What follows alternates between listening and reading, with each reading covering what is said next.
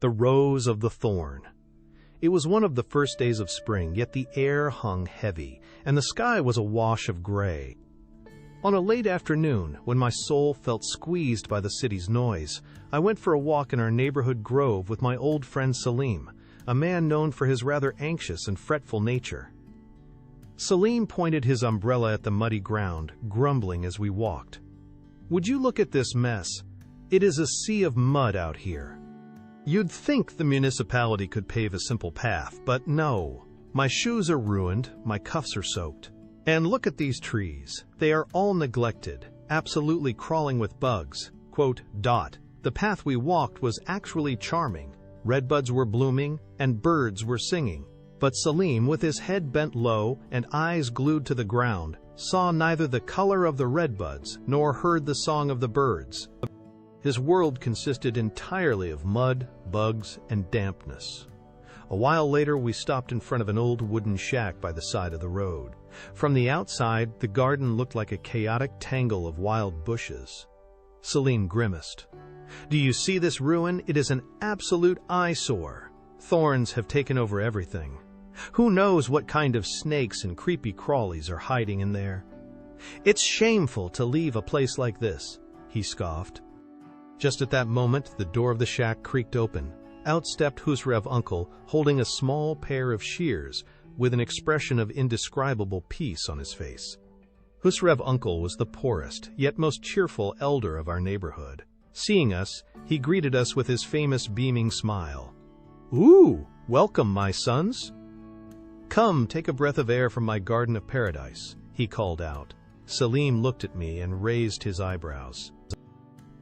It was obvious he was thinking, "He calls this patch of thorns a paradise." He couldn't hold back. "Husrev uncle, for the love of God, what part of this is paradise?